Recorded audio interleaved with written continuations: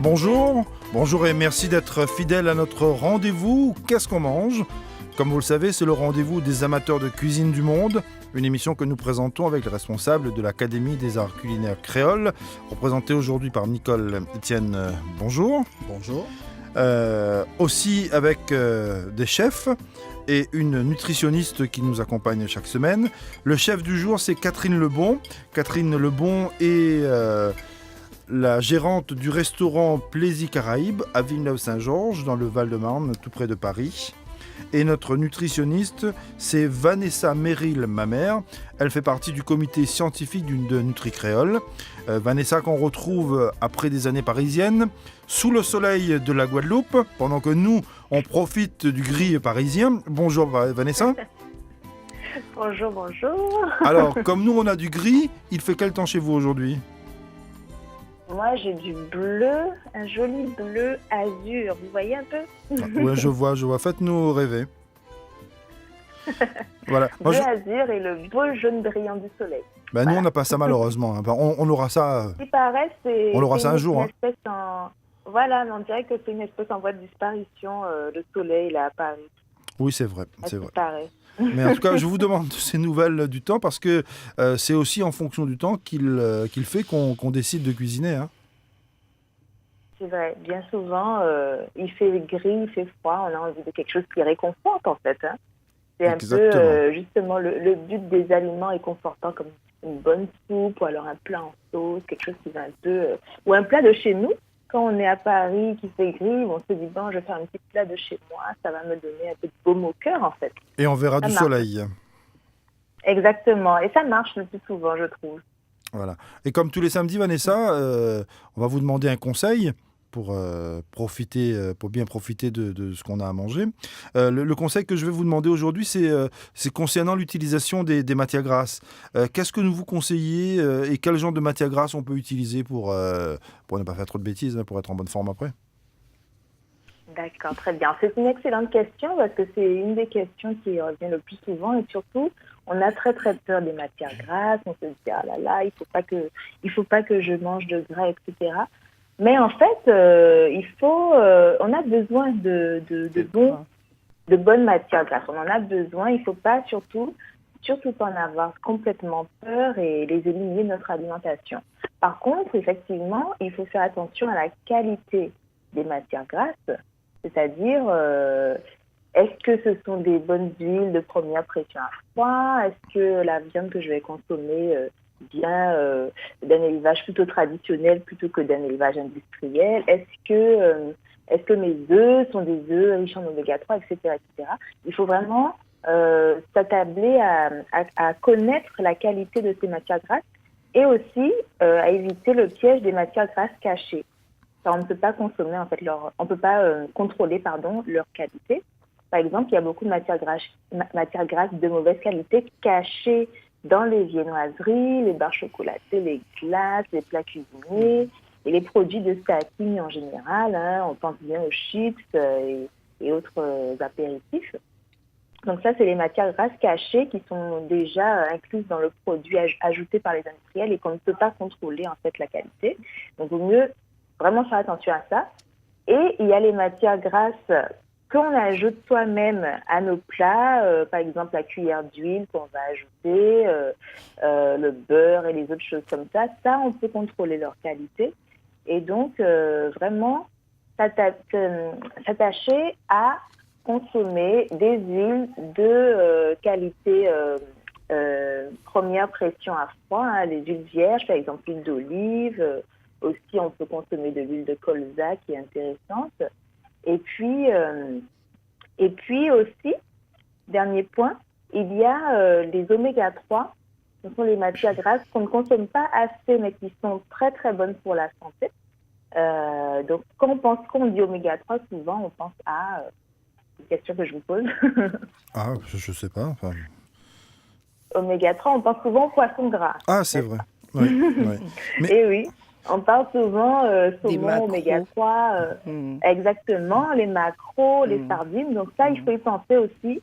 c'est les poissons gras qui nous apportent des bons oméga 3. Mais on en trouve aussi dans les produits laitiers, surtout les produits laitiers bio, parce que les vaches qui ont fait le lait ont mangé de l'herbe, donc il y a de l'oméga 3. Et donc on mange de l'herbe. On peut... L'oméga 3 vient de l'herbe que les vaches ont mangée. Voilà. Donc il faut aussi penser à inclure ces sources de matières grasses-là dans notre alimentation plus souvent. Voilà. Donc les matières grasses sont animales ou végétales, mais quelle est la proportion de matières grasses qu'on peut raisonnablement utiliser? Alors raisonnablement, les recommandations officielles, c'est entre 30 et 35% de nos calories vont provenir des matières grasses. Donc en fait, ça se traduit de deux façons. Si on va traduire à peu près en cuillère à soupe, pour voir visuellement, Oui. ça fait, pour une femme un peu menue, on va dire, un peu comme moi, on va dire, ça va commencer à partir de 4-5 cuillères à soupe d'huile. Et pour quelqu'un, voilà, un homme... Par repas? Par repas ou par jour? Non, par jour. Par jour. Parce que la proportion m'inquiète un peu, là. Non, voilà, par jour. Hein, donc, entre 4 et 5-6 cuillères à soupe par jour. Mais comme je vous disais, il faut faire attention aux matières grasses cachées. Donc, dans ces 4 à 6 cuillères à soupe par jour, il faudra prendre en compte les matières grasses cachées qui viennent, comme je vous ai dit, viennoiserie, produits de snacking, la cuisine, etc. Donc, bref, ça veut dire, à chaque repas, enfin, le repas du midi, le repas du soir, on va inclure au moins, on peut inclure tranquillement une cuillère à soupe d'huile d'olive, il n'y a pas de problème, par personne, je parle. Et le matin, au petit déjeuner, on peut inclure, ou à l'encas entre le petit déjeuner et le déjeuner, on peut inclure une petite poignée d'amandes, par exemple, qui contiennent aussi des bonnes matières grasses. D'accord. Et par exemple, et aujourd'hui... l'avocat. Oui, l'avocat, effectivement, comme matière grasse végétale. Oui. Sinon, aujourd'hui, on est, on va le dire dans un instant avec notre chef Catherine Lebon, on va vous dire tout ce qu'on a aujourd'hui à déguster, mais je vous le dis quand même déjà, on a, par exemple, dans un colombo de cabri, quelle proportion de graisse on est autorisé à utiliser? Ça dépend des morceaux. Ça dépend des morceaux. Voilà, ça c'est l'opinion du chef, mais l'opinion de la nutritionniste. Oui, mais le chef a raison parce qu'en plus déjà la viande de cabri, ça on n'y pense pas, c'est une viande qu'on mange pas tout le temps, mais un fait intéressant et une bonne nouvelle, c'est que c'est une viande qui est très peu grasse en fait, comparativement aux autres viandes, comparativement au bœuf, au porc et au veau par exemple, c'est une viande qui est très peu grasse. On dit elle contient entre 50 et 65% de moins en termes de graisse que la viande de bœuf. C'est beaucoup, hein? Ah oui. Donc, c'est une viande qui est très peu grasse. Donc, on n'a pas de culpabilité, entre guillemets, à en manger. Et elle contient des gras qui sont intéressants. Donc, vraiment, elle a une bonne valeur nutritive, la viande de cabri. Donc, ça, c'est une bonne nouvelle. Et puis, l'écueil à éviter quand on fait le colombo, c'est de ne pas utiliser trop d'huile pour faire revenir les oignons et les épices. Hein. Je sais que quand on fait un colombo, souvent en premier, on fait revenir les graines à roussir, n'est-ce pas, chef? Oui, quand on en trouve, oui. Quand on en trouve, c'est vrai. Mais est-ce que bon, pour se donner de bonne conscience, est-ce qu'il y a une alternative ou des alternatives aux matières grasses? Mais comme je vous disais, il ne faut pas forcément chercher à les éliminer. Hein. Ça, c'est sûr, il ne faut pas les éliminer, il faut juste privilégier des huiles de qualité. Il faut juste être raisonnable, voilà. Voilà, être raisonnable et investir, entre guillemets, dans une bonne bouteille d'huile. L'huile d'olive, elle est bien parce qu'elle tient bien à la cuisson. Il y en a qui ne sont pas trop... parce que le goût peut être un peu dérangeant pour certaines personnes, mais il y en a qui ont plus ou moins de goût. Donc, c'est une bonne alternative. Et voilà, on en est un peu. On peut utiliser de l'huile de coco aussi, pourquoi pas, hein, qui tient aussi pas mal bien à la cuisson. Donc, si on fait un petit mélange huile d'olive, huile de coco, ça va apporter encore une petite touche à nos plats, n'est-ce pas? En tout cas, Vanessa, merci pour ces conseils. Bon, on va essayer d'être raisonnable, on va essayer de ne pas trop exagérer aujourd'hui encore. Je me retourne vers notre chef aujourd'hui, c'est Catherine Lebon. Et je l'ai dit tout à l'heure, Catherine Lebon est la gérante du restaurant Plaisir Caraïbes qui se trouve à Villeneuve-Saint-Georges, dans le Val-de-Marne, près de Paris. Alors, Catherine, qu'est-ce qu'on va manger aujourd'hui? Qu'est-ce que vous nous avez préparé? Bon, On va commencer à parler du colombo, mais il y a autre chose à côté. en fin de compte, j'ai voulu faire une entrée light Oui. et sous forme de verrine. Oui. D'accord? Parce que la Saint-Valentin arrive. Oui.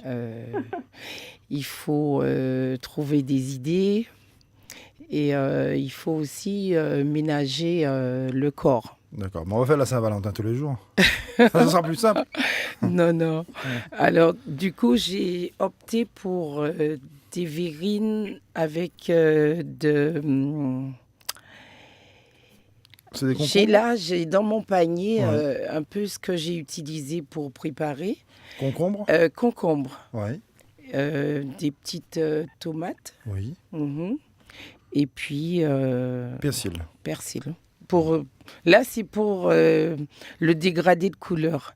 Voilà. Mais Et bon, tout. ça, je sais que ça fait plaisir à Vanessa. Oui. Vanessa, vous entendez, il y a du verre, enfin du persil, il y a des concombres et de la tomate. Enfin, on commence bien. Hein, on n'est pas. On commence très très très bien, une petite verrine rafraîchissante là avec le concombre et tout, vraiment ça commence bien. Et Catherine, c'est ce que vous faites quand vous faites vos menus. Vous réfléchissez à ça, voir comment on n'exagère pas trop dans ce qu'on est en train de manger, enfin, que le plaisir soit avant tout. Oui, parce qu'à ça à la base, je suis pas cuisinière. Ah bon? Je suis vous êtes, devenue cuisinière par accident. vous êtes arrivé là comment et pourquoi? Enfin, qu'est-ce que vous faisiez avant? À la base, j'ai fait des études au ministère de l'Agriculture. Et Bon, en même temps, c'est pas trop loin. Hein, je veux dire, enfin, on passe de la oui, production oui. à la Oui, mais je vais vous dire, j'ai fait transformation. un passage par... j'ai été responsable comptable. Oui. Et après, au détour d'un chômage, je suis devenue cuisinière. Mais je ne savais pas que j'avais des talents de cuisinière. Ah ben ça, c'est ce qu'on voit. Hein. Franchement, j'étais loin. Juste, pendant mes trajets en train, je consultais Femme Actuelle. J'ai vu le début de Femme Actuelle. Après, avec mes belles-sœurs, le dimanche, on refaisait les recettes de Femme Actuelle. Et puis, c'est parti comme ça. Mais en tout cas, c'est bien. On passe de la production à la transformation en lisant les magazines. Et Oui. si on rajoute les conseils de Vanessa, puis- ben on a ce qu'il faut pour bien manger. Hein. Oui, un petit terrain aussi. Maman a transmis quelque chose. Ouais, ça c'est bien. Ouais. Oui, on a gardé ce que maman a transmis. Vous avez et ramené aussi les traditions familiales. Oui. Oui, parce que mon restaurant, c'est un restaurant traditionnel. Je fais pas de la grande marmite. Les à volonté antillais, c'est de plus en plus fréquent dans la région parisienne. Mais moi, je tiens à rester sur le goût, la recherche du goût. Et je me mets en compétition parce que je suis inscrite sur lafourchette.com. Quand vous voulez réserver, j'ai lafourchette.com, j'ai 2 centrales de réservation, Zen Chef et lafourchette.com. Et on est noté par les clients. Forcément, on a qu'à bien se tenir. Exactement, Ouais. exactement. Mais Nicole Etienne, qui est représentant aujourd'hui de l'Académie de l'art culinaire du monde créole, quand vous entendez ce que Catherine dit, elle fait pas de la grande cuisine, mais la grande cuisine, c'est très relatif. Je fais de la cuisine goûteuse. Voilà, Ouais. voilà. C'est surtout ça. Mais, de toutes les façons, bon, elle a dit un mot qui a C'est tout le goût. réglé. Oui. Non, elle a dit un mot qui a tout réglé, c'est la transmission. Oui. Après, voilà. elle a parlé des mamans, les petits terrains et tout. C'est-à-dire, bon, c'était là, puis c'est ressenti. Il fallait juste cultiver. Oui, cultiver, puis il fallait, bon, un peu être boosté, quoi. Ouais. Parce que ce qu'elle a dit, bon, qu'on se retrouve comme ça au chômage et qu'on a l'habitude de travailler, on ne veut pas rester très longtemps. Et il faut trouver quelque chose. Ou on ne veut pas aussi aller quémander du travail. Ouais. C'est ça. Il y a ça aussi. Ouais. Mais après, bon, le résultat est là aussi. Hein, c'est quand elle, avec tout ce qu'elle a comme savoir, bon, elle vient quand même du monde de l'agriculture, enfin, où conseils de l'agriculture. Elle ramène les traditions de la famille, elle lit aussi les recettes dans les magazines et puis elle décide de faire à manger pour d'autres personnes. Cet effort-là finit forcément par payer à un certain moment. Oui, mais en général, quand on dit pour maintenir la culture, il faut faire la transmission. Mais ce n'est pas seulement la transmission. À partir du moment où on a accepté de le faire, c'est un devoir pour maintenir la culture. Dans son cas, elle, c'est un devoir. C'est un devoir puisqu'elle tient un restaurant. Hein. Voilà, c'est un devoir. Là, c'est plus qu'un devoir, une nécessité. Là, c'est plus une petite cuisine familiale pour le mari, les 2 enfants. Là, on reçoit du monde de l'extérieur et puis on doit se tenir aussi bien pour que cette tradition ait une bonne réputation. Et puis, je pense qu'elle a fait toute la chaîne, parce que la base, c'est l'agriculture. Oui, voilà, c'est les produits. La base, c'est les produits. Ouais. Et si au départ, elle était dedans... Elle a la production, voilà. Elle a la tradition, elle a fait la transformation, et elle reçoit. Oui. Et elle donne du plaisir. Voilà. La boucle est presque bouclée. La boucle est presque bouclée. Donc, on va continuer. Donc, on a parlé des verrines, du gratin d'igname. Il y a aussi des légumes. Oui, dans le gratin d'igname, j'ai tenu à mettre une petite note orangée. C'est de la carotte à la béchamel. Oui. Ouais. Ça donne une petite note et puis on peut accentuer, hein, ça dépend de ce qu'on recherche en artistique. Au premier coup d'œil, j'ai cru que c'était de la patate douce. Non. Là, c'est de la carotte et là, c'est un cœur. Ouais. C'est Cupidon. Oui, on parlait à l'instant de la Saint-Valentin qui arrive, on se prépare aussi. Hein. Vanessa, l'igname, c'est valeurs énergétiques ou est-ce que c'est intéressant, puisque on sait très bien que dans notre monde, notamment vers le Pacifique, on est de gros consommateurs d'igname. Hein. Oui, tout à fait. On est, nous, on aime bien manger l'igname, et l'igname remplace de façon originale et de façon vraiment positive, je veux dire nutritionnellement. Ça remplace la pomme de terre, et nous, on a l'igname, on a la patate douce, on a ces choses-là. Et c'est un légume qui contient, moi je dirais plutôt un féculent, hein, c'est un féculent, oui. qui fournit beaucoup de sucre lent, donc tout ce qui nous fournit de l'énergie à notre organisme. Et l'avantage avec l'igname, c'est qu'il y a aussi beaucoup de fibres et il y a des vitamines et les minéraux. Donc, riche en bienfaits, riche en énergie. Donc, en énergie, c'est pour ça qu'il ne faut pas non plus en consommer des quantités illimitées. Hein. Mais on est sur un féculent qui est intéressant nutritionnellement avec l'igname.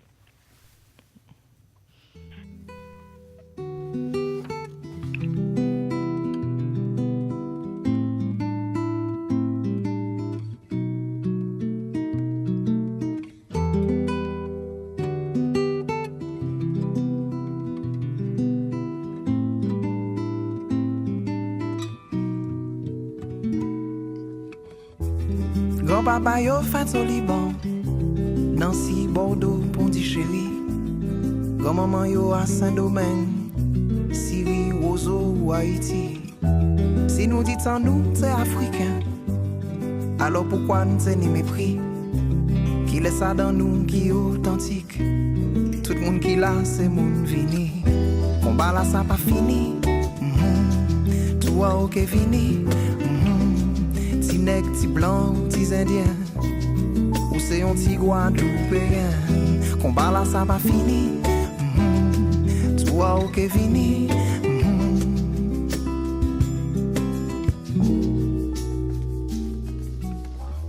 Ni moun ga choisi ancêtre yo, choisi couleur à sang yo. Combien sans nègre, combien sans blanc, combien litres sorti au Liban. Nous pète sans garder chivé à yo, nous pète sans réaction à yo. Au lieu de mettre voile en nous au vent, et bah pays là en ballon. Combat là ça pas fini, tout a ok fini. Ti nèg, ti blanc ou ti indien, ou c'est un ti guadeloupéen. Bala ça pas fini. Tu vois ok fini. Ti nèg, ti blanc, ti indien. Faut vivre nos grands Guadeloupéens. La suite de cette émission est aussi pour vous signaler que tous les plats dont on parle aujourd'hui, tout ce qu'on dit là, vous verrez ça en photo aussi sur notre page Facebook, l'émission Qu'est-ce qu'on mange ? Il y a de belles photos qui seront réalisées par Louis-Gérard Salcède et puis vous avez aussi la version filmée de l'émission. Alors pour passer, on va dire... aux choses sérieuses, hein, puisque on a fait un peu, on a donné envie depuis tout à l'heure. Catherine, c'est qu'aujourd'hui, vous nous proposez un plat traditionnel très apprécié dans nos pays. C'est un colombo de cabri. Alors, pour faire un colombo de cabri, qu'est-ce qu'on fait ? On a entendu ce que Vanessa nous a dit tout à l'heure, que le cabri est une viande assez maigre, mais qu'il ne faut pas exagérer non plus sur les matières grasses. Bon, moi, spécialement, chez moi, j'utilise du gigot de cabri. Oui. Je trouve que c'est la partie la plus intéressante. Vous mettez des côtes aussi un petit peu Non. Pour du goût, pour le goût. Non. D'accord. Je dégraisse un peu si c'est trop gras et j'utilise uniquement le gigot. D'accord.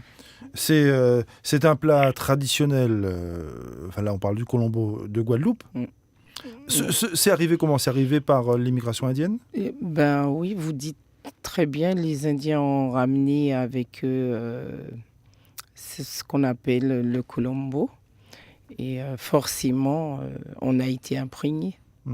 C'est le colombo, c'est aussi une déclinaison de ce qu'on retrouve dans l'océan Indien, le massalé. Le massalé, oui. Comment on fait un colombo ? Parce que si on a envie de faire ses épices soi-même au lieu d'acheter dans les épiceries, on fait comment ce colombo ? Écoutez, moi, j'ai entendu certaines personnes dire que c'était possible de préparer sa poudre. On fait griller ces épices, ouais, et puis après, il faut les écraser. Après, il faut du matériel spécialisé. Un pilon, tout simplement. On écrase et puis c'est bon. Hein. Oui, bien sûr. Parce que ces épices grillées, ça donne ça parfume la maison tout de suite. Hein. Ouais, franchement, on s'y adonne pas en France. Mais là... on va dans la facilité, on achète sa poudre. On achète son sachet et puis c'est fait. Alors que faire soi-même son colombo ou son massalé, c'est... il n'y a rien de... ça remplace rien. Hein. Il y a quelque chose qu'il ne faut pas oublier, c'est que le colombo, le massalé, c'est une pure création après l'arrivée des Indiens. Oui. C'est-à-dire la même chose, vous n'allez jamais retrouver le même goût en Inde. Et puis ce sont d'une famille à l'autre, on ne trouve pas le même goût non plus. Voilà, même goût. Chacun a toujours sa touche personnelle, son petit plus à rajouter dans la poudre de massalé ou de colombo. Et la spécialité de la Guadeloupe et de la Martinique, c'est vraiment dans le traditionnel, c'est la pâte à colombo. Oui. C'est la poudre, on l'utilise, mais à la base c'est la pâte à colombo qui était fabriquée le plus souvent par des grands-mères. Et chaque personne venait acheter son petit lot de pâte à colombo. Voilà. Alors, la pâte à colombo qui est appelée massalé. Ouais. C'est appelé massalé, mais si vraiment on entre dans la composition du massalé de la pâte à colombo, il y a une différence. Le goût n'est pas le même. Le goût n'est pas le même. Et puis dans la préparation aussi, il y a des choses dans le colombo de cabri par exemple, qu'est-ce qu'il y a ? Parce que dans l'océan Indien, on retrouvera aussi un peu de tamarin dedans. Non, moi franchement, il y a des différences déjà entre Guadeloupe et Martinique. Ouais. En Martinique, ils mettront de la courgette, probablement. Des aubergines. Mais spécialement en Guadeloupe, nous mettons que des aubergines et de la pomme de terre. Et en Martinique, vous allez retrouver aussi dedans de la mangue. Ah oui, de la mangue verte. Ce petit goût aigre que ça donne, peut-être que ça rapproche aussi de la pâte de tamarin. Hein. Oui, mais en Martinique, ils mettent aussi du tamarin. Ouais. Mais ça dépend de la période où ils font le colombo. Par exemple, pour le crabe, quand on fait le crabe, c'est sûr qu'on va retrouver du tamarin et un peu de mangue. Alors comment on a sur cabri, on a sa viande, on a pu avoir la poudre de colombo. Comment on mélange tout ça ? Comment on fait ? Déjà, il faut, pour une bonne réussite de son colombo, il faut Préparer sa viande au préalable, vous mettez à macérer avec de la poudre à Colombo. Ça serait bien. Comme ça, quand vous commencez à cuisiner, ça s'imprègne beaucoup plus facilement. Très peu d'huile. Oui. Pour 1 kilo, par exemple, de cabri, vous mettez 3 cuillères d'huile et 3 cuillères à soupe d'huile, c'est suffisant. Et en principe, moi, je ne fais pas revenir... La viande Si, Si. vous faites revenir la viande, mais je vais dire, il y a plusieurs façons de procéder. En principe, moi, j'utilise un peu d'oignon et un peu de poivron au début. Mhm. Je vais pas tout vous dire, parce que vous ne viendrez pas manger. Ben non, mais on viendra. Les gens qu'on dégustera là, on verra. Au hein, resto, je vous dis, là, Ouais, oui, ouais. vous allez déguster. Ouais. Mais- On va forcément trouver ce qu'il y a dedans. Hein. En fin de compte, vous faites revenir ces ingrédients de début et après, vous rajoutez votre viande.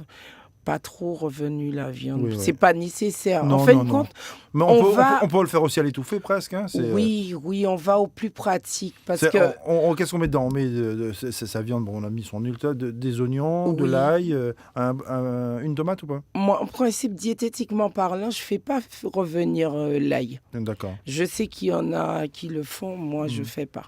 Je fais revenir les oignons, les cives, Oui. et puis un peu d'échalote ou d'oignon, ou un mélange des deux. Il y a du thym dedans? Après ça, D'accord. c'est quand vous finissez vos cuissons, vous pouvez rajouter un peu de colombo, ça dépend de la teneur en Mais colombo. le colombo, la poudre de colombo, La poudre à colombo. on met quand ça? On met dès qu'on a commencé. Dès que vous avez macéré dès qu'on votre envoie viande. le feu presque. Non, mais dès que vous avez macéré votre D'accord. viande, si vous macérez la veille ou le matin. Il faut combien de colombo par exemple? On prend un Ben, kilo de pour viande un par exemple? kilo, Voilà. il faut à peu près 3 3 cuillères cuillères à à soupe. soupe. Ouais. 2 que vous mettrez quand vous mettez à macérer et une pour finaliser dans votre petite sauce de fin. D'accord. Et la recette, la cuisson, ça prend combien de temps? Ça 1 prend... heure, 2 heures? Non. Ça va 3 dépendre de la viande. Ça dépend de la maturité de la viande. D'accord. Et on met ça en cocotte ou Mm. bien là dans une marmite très simple? Ça dépend si vous êtes pressé ou pas. Ah d'accord. Bah, D'accord. bon, Si on vous- va faire en sorte de ne pas être pressé parce Si que vous n'êtes pas pressé, 3/4 d'heure, suffit. ça suffit. Et puis on pourrait dire que Mm. bon, il n'y a pas une recette de colombo, une C'est recette de ça. massalé, il y a Ouais. des Il y a recettes. des Il y a recettes, des ouais. déclinaisons. Il y a des Ouais. recettes, puisque Moi- chaque famille n'a pas à sa disposition le plus souvent toute la pléiade d'épices sous les autres. Ouais. Mais Et là où je dans dis l'océan que... Indien, que je connais bien, si on dit que c'est une déclinaison du massalé, on rajouterait de la coriandre et puis du calopiné. Oui, absolument. Ouais. C'est vrai qu'on est une société, je sais pas, pour la Guadeloupe, on utilise très peu la coriandre. D'accord. Si on l'utilise, c'est plus pour le poisson. Et puis Mm. aussi, bon, il y a une vraie déclinaison sur le côté bon, de la pratique, on va dire, de l'hindouisme indien, en Mm. Guadeloupe ou en Martinique, où bon, la préparation de la viande et tout, et les épices sont quand même basées par rapport à la pratique. La Ouais, pratique exactement. Mm. Religieuse. religieuse. Et comme on parle de pratique religieuse aussi, c'est quand on arrive à la dégustation dans les familles indiennes ou dans les temples après les cérémonies religieuses, c'est que généralement, ça se passe dans des feuilles de banane et Ouais. on mange et avec les doigts. Avec les doigts. Voilà. Et c'est bien meilleur. Hein. Ah ben oui, hein, tout le monde mange avec les doigts. Et Et dans c'est- ces feuilles de on va banane. dire que c'est plus sensitif. C'est vrai. Parce que Mm. là, bon, quand on mange par exemple une mangue, on n'a pas une fourchette pour se nettoyer les doigts. Voilà. Il n'y a pas cet instrument entre nous et la nourriture. Voilà. En tout cas, merci de nous avoir préparé ça pour aujourd'hui. On va appeler tout le monde maintenant, on va dire tout le monde à table, puisque c'est l'heure de la dégustation. En tout cas, les odeurs sont... Il y a une ça petite note- semble déjà bon. Hein. Il y a une petite Oui. note de l'océan Indien quand même. J'ai fait un petit tour des îles Oui, avec le hachard le de hachard, légumes. hachard de légumes. Mm. Voilà. Mais en tout cas, c'est très coloré. Mm. Je pense que c'est le sentiment aussi de Nicole. Oui, c'est très coloré. Si on garde le trait, ça doit être très bon. Voilà, donc finalement ce sera très bon. Donc à table tout le monde. Cette émission a été mise en onde aujourd'hui par Bruno Dessommes. L'illustration musicale est toujours signée Hervé Famaro. La préparation, c'est avec l'aide de Louis-Gérard Salcède, qui s'occupe aussi de la page Facebook.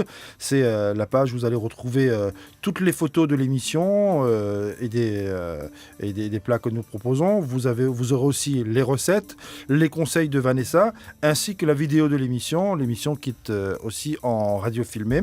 Et je vous invite donc à vous rendre sur la page Facebook de cette émission, de liker et de partager massivement cette émission. Je vous souhaite une bonne semaine et je vous dis à bientôt.